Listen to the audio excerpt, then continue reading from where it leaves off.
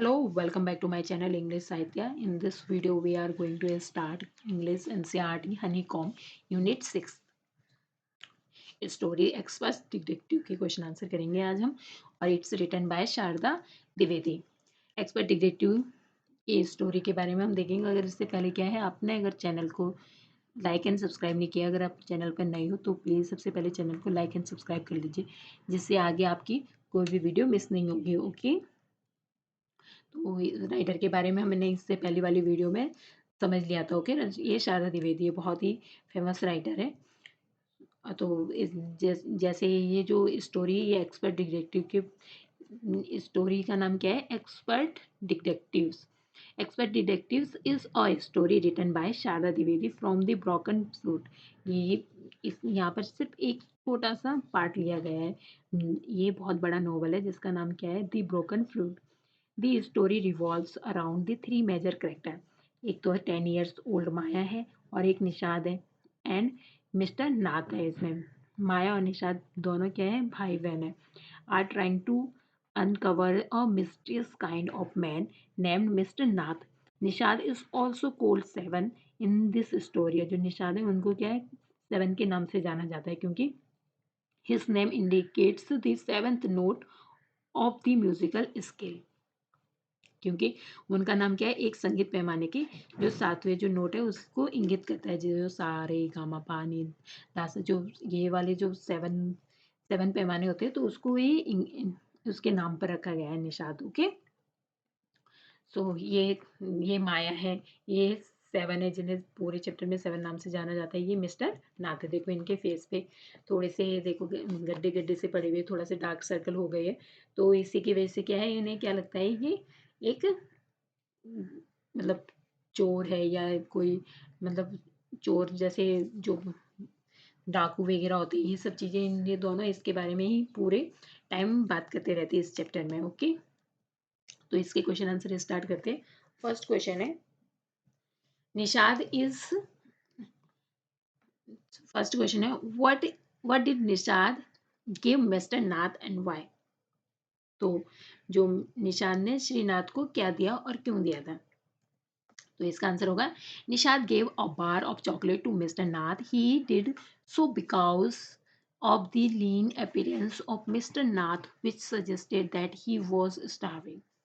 क्योंकि निषाद ने श्रीनाथ को चॉकलेट एक बार दिया था क्योंकि उसे क्या लगता था, क्योंकि उसकी जो वो कैसा था, वो बिल्कुल पतला सा दिखाई देता था, इस कारण से जिसे क्या वो पता चलता कि वो भूख से मर रहा है। मतलब उसे लगता है कि क्या है, जो मिस्टर नाथ है वो क्या है, भूख से मर रहे हैं। Why is strange about mister Nath Sunday. Mister Nath के संडे के बारे में स्ट्रेंज क्या था, मतलब अजीब क्या था, जो मतलब उसका जो संडे था उसका। The strange things about mister Nath Sunday is that there was particular visitor who used to visit every Sunday and both of them used to have a lunch together। तो क्या है, और ऐसे मिस्टर नाथ से मिलने ऐसे कभी कोई नहीं आता था, बस एक संडे वाला दिन होता था जिस दिन क्या है मिस्टर नाथ से कोई मिलने आता था। वो भी मतलब सिर्फ किस समय आता था, लंच के टाइम पे आता था और लंच करके क्या है वापस चला जाता था। कैसा, तो वो मोटा सा था और बहुत टॉकेटिव था, मतलब मिस्टर नाथ के बिल्कुल अपोजिट था, जैसे आपने स्टोरी में समझा होगा। क्वेश्चन नंबर 3 क्या है, why did Nishad and Maya get a holiday. तो निषाद और माया को हॉलीडे क्यों मिली थी, छुट्टी क्यों मिली थी जब एक। तो Nishad and Maya got a holiday because of the bad weather. क्योंकि उस दिन क्या है, मौसम बहुत ख़राब हो जाता है, तो पूरे जो इनकी गली होती है, जो इनकी स्ट्रीट्स होती है, वो क्या है, पूरे पानी से भर जाता है। It was raining heavily and the streets of the city were flooded with the downfall. तो जो उनकी गली होती है वो क्या है, पूरी तरीके से जो बारिश का पानी होता है उससे भर जाता है। Look, working with the text, answer the following questions. Question number 1. What does Nishant find out about Mr. Nath from Ramesh? Arrange the information as suggested below. आपको क्या है, निषाद को रमेश से श्रीनाथ के बारे में क्या पता चलता है, और जानकारी नीचे दी गई है, मतलब उसको इसके अनुसार आपको क्या क्वेश्चन लगाने हैं। व्हाट ही इट्स, वो क्या खाता था। तो इसका आंसर होगा, Nishad find out the following about the mister Nath from Ramesh. तो रमेश से क्या क्या फाइंड आउट करते हैं, इसका आंसर होगा, फर्स्ट का आंसर होगा what he eats. He is on, he is not a very particular about he eats, he eats to chapatis dal and vegetables. वो क्या खाता था, टू चपातीस और दाल और सब्जी खाता था, बस इतना ही खाता था। व्हेन ही ईट्स, कब खाता था, he eats in the morning and evening. वो कब खाता था, सुबह और शाम ही खाता था बस, बाकी टाइम वो खाना नहीं खाता था, दिन में सिर्फ वो एक चाय लेता था। Okay, he drinks 2 cups of T, one in morning and one in the afternoon. वो मतलब ड्रिंक्स क्या करता था, ईट क्या करता था, व्हेन कब ईट कर सकते हो, इवनिंग एंड मॉर्निंग में ईट कर सकता था। और what he drinks and when, कब वो क्या ड्रिंक्स करता था, वो टी ड्रिंक्स करता था, और कब ड्रिंक्स करता था, मॉर्निंग में और एक आफ्टरनून की में।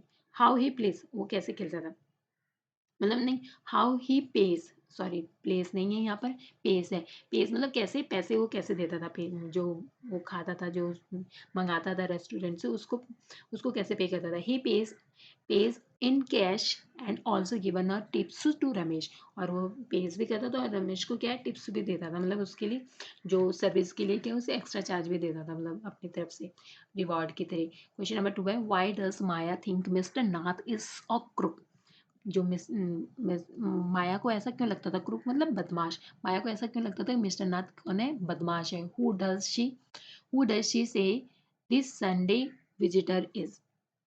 वो कहती है, मतलब वो कहती है कि रविवार को कौन आता है, मतलब उसके यहाँ, वो इसके बारे में भी जानना चाहती है। Maya think that mister Nath is crook because he does not have any friends even after spending a more than 1 years at the place. मतलब एक ही जगह रहे, मतलब एक 1 years हो गए उन्हें पूरा एक ही पर्टिकुलर स्पेस पे रहते हुए भी, फिर भी उन्होंने क्या है, कोई भी दोस्त नहीं बनाया।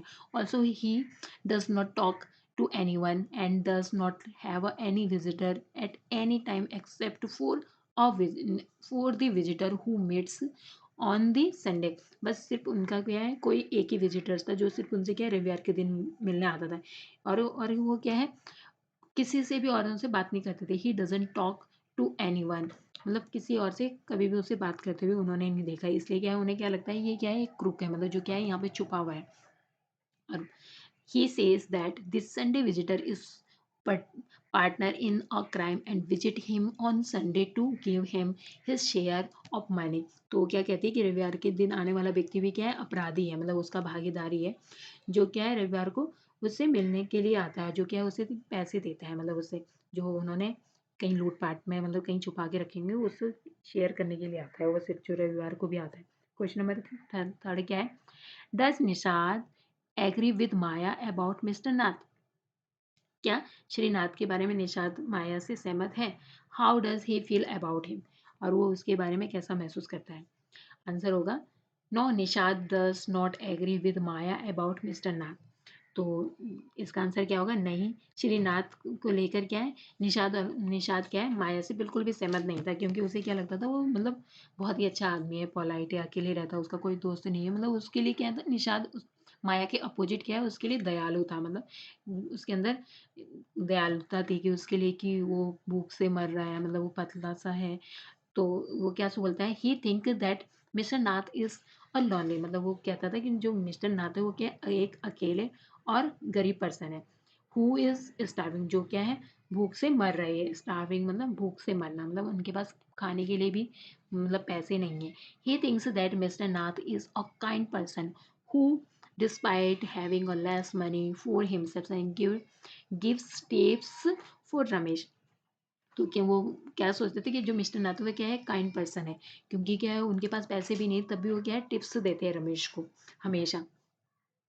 नेक्स्ट है, working with language, question number 1, the words tip has only 3 letter but many meanings, match the words with the meaning below. तो क्या है, आपको इनको मैच करना है, जो टिप है उसकी क्या है, बहुत सारे मीनिंग होते हैं। तो यहाँ पे क्या है, आपको राइट आंसर को मैच करना है। जैसे ये क्या है, यहाँ पर फिंगर टिप्स मतलब फिंगर टिप्स, यहाँ पे क्या है, उंगलियों की नोक, जो उंगलियों की नोक नोक होती है, जो मतलब हम जो हमारी फिंगर है उसके जो टॉप पे जो है, टॉप वाला जो पार्ट है उसको क्या कहते हैं, फिंगर टिप्स कहते हैं। The tip of your nose, अपनी नाक की नोक। तो यहाँ पे क्या है, be about to say something, यहाँ पे क्या है, कुछ कहने वाला। तो ये तो इससे मैचिंग नहीं हो रहा है, तो आपको क्या है, इसको मैच करना है प्रॉपरली। तो हम सीधे इसके आंसर पे जाते हैं। और जैसे यहाँ पर मैंने आंसर लगा दिया। फर्स्ट ऑफ ऑल आप क्या है, खुद से ट्राई कर सकते हो इसके आंसर लगाना। अगर आपको नहीं आता है तो फिर आप आंसर देख सकते हो। जैसे यहाँ पे क्या है, finger finger tips. Finger tips मतलब उंगलियों का जो टॉप वाला पार्ट होता है। The end of one finger. तो क्या है, यहाँ पे क्या है, फिंगर टिप्स में किसी उंगलियों के जो सबसे टॉप वाला पार्ट होता है। The tip of your knows मतलब अपनी नाक की नोक, मतलब आपकी जो नाक की नोक होती है उसको क्या कहते हैं, the tip of your knows. The pointed end of your knows मतलब आपकी नाक की जो नगुला सिरा होता है उसको पॉइंटेड करना। Tip the water out of the bucket. बाल्टी से पानी को झुकाकर क्या है, आपको बाहर निकाले। Empty of bucket by tilting it. और have something on the tip of your tongue. आपकी जीभ की नोक पर कुछ रखें। Be about to say somethings. कुछ कहने वाला हो, मतलब इसका मतलब क्या है, मतलब अपनी जीभ की नोक पर कुछ रखे हुए हैं, मतलब हमेशा मतलब कुछ कहने वाला हो। टिप ऑफ बोट ओवर नाव पलट देना, मतलब मेक द बोट ओवरटर्न मतलब नाव को पलट देना। टिप हिम अ रुपी मतलब उस उसे 1 रुपया टिप दे, मतलब टिप हिम मतलब 1 रुपया टिप्स वो देना, टिप देना। Give a rupee to him to thank him. और tips of the bat, the end of the bat मतलब बल्ले का नोक या बल्ले का जो सिरा होता है। The police were tipped of. Police को सूचित कर दिया गया था।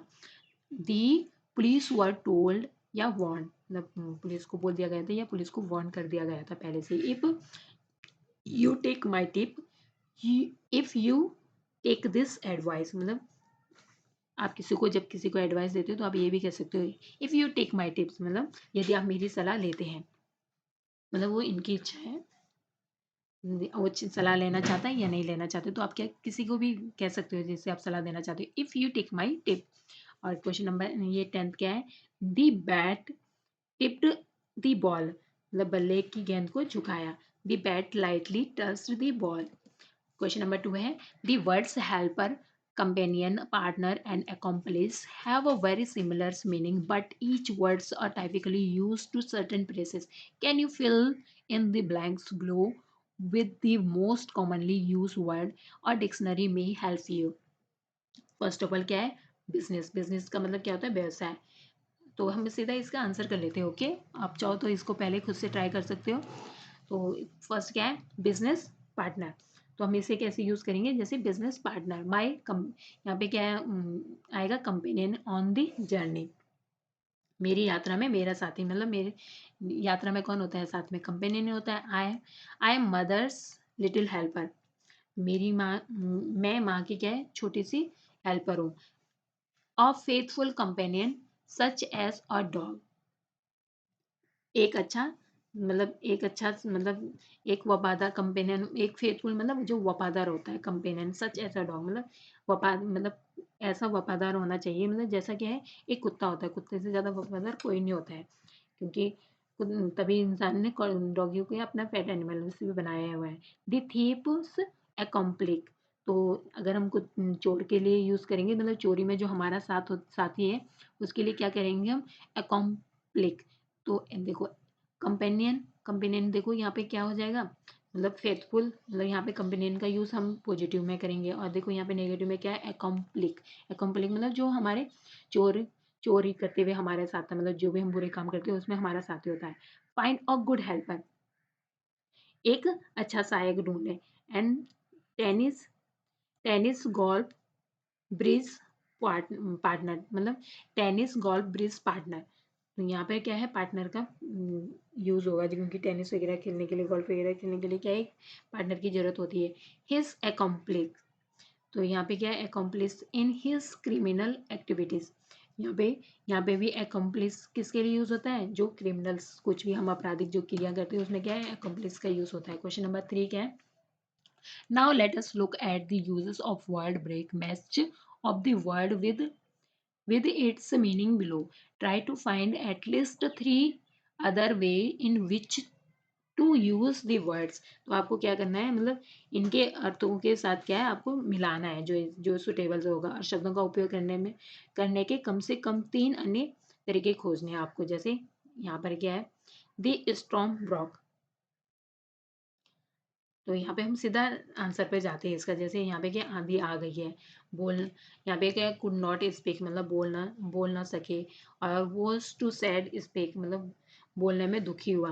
तो हम इसके आंसर पे जाते हैं। देखिए स्टॉर्म ब्रोक मतलब तूफान टूटना, दी स्टॉर्म ब्रोक मतलब तूफान टूट गया। इट बिगेन और ब्रस्ट इनटू एक्टिविटी, ये शुरू हो गया या सक्रिय हो गया, मतलब activity, into activity. Day break, day break मतलब भोरा, मतलब डे ब्रेक मतलब शाम के टाइम होना। The beginning of the day light, the beginning of the day light मतलब दिन के उजाले, दिन के उजाले की शुरुआत होना, मतलब डे ब्रेक दिन की शुरुआत होना। His voice is beginning to break, जैसे जैसे क्या है बड़ा होता गया वो, changing as he grow up, मतलब जैसे जैसे बच्चा बड़ा हो जाता है तो उसकी आवाज़ क्या है बदलने लग जाती है। तो इसका मतलब क्या होता है, मतलब आवाज़ क्या है टूटने लगी, मतलब तो यहाँ पे his voice is beginning to break, मतलब यहाँ पे ये इसका मतलब ये नहीं होगा, इसका मतलब होगा changing as he grow up. तो यहाँ पे हम क्या कर सकते हैं, चेंजिंग एज ही ग्रो मतलब उसकी आवाज़ क्या है बदलने लगी जैसे जैसे वो बड़ा हुआ। The heat wave broke, this kind is whether ended, तो इसका मतलब इसको क्या कहेंगे, मतलब इस प्रकार का मौसम समाप्त हो गया है। The heat way broken, the broke the bad news, बुरी खबर सुनना, मतलब gently told someone the bad news, धीरे धीरे मतलब धीरे धीरे से क्या है कि धीरे धीरे से किसी को भी बुरी खबर का को बताना, मतलब जेंटली मतलब slowly. And break a strike मतलब हड़ताल तोड़ना। End it by making the workers submit, श्रमिकों द्वारा क्या है संपन्न करवा कर क्या है इसे समाप्त करवा देना। ब्रेक और स्ट्राइक बोलते हैं ना हम हमेशा कि हड़ताल क्या है तोड़ना, हड़ताल को तोड़ दिया, ब्रेक और स्ट्राइक। दी मशीन ब्रोकन डाउन मतलब मशीन ब्रोकन डाउन मतलब मशीन खराब हो गई है, तो ये भी अक्सर यूज होता है। दी मशीन इज ब्रोकन डाउन मतलब वहाँ पे क्या है मैकेनिकल कुछ मतलब कि खराबी आ गई थी। दी मशीन अंडर वेंट और सडन फिजिकल डैमेज, तो मशीन में क्या अचानक से कोई फिजिकली डैमेज हो गया है, तो उसको क्या कहते हैं दी मशीन ब्रोकन डाउन। एंड आप ये क्या है इसे डेली यूज में भी यूज कर सकते हो, दी स्टॉर्म ब्रोक मतलब अगर आपको किसी को कहना होगा मतलब तो मतलब ये शुरू हो रहा है मतलब ये सक्रिय है, तो क्या कह सकते हैं the storm broke. A day break, तो ये भी सारी चीजें क्या है हमारे डेली की लाइफ में भी यूज किए जा सकते हो। ओके, स्पीकिंग मतलब जिसे बोला बोला जा रहा है। Play detective with each other and find a person in your class or some others acquaintance to speak to find out the answers to the questions given below. Be careful to the ask your question in the polite and inoffensive way. Do not force the person to answer you and then allow the person to ask you the same questions.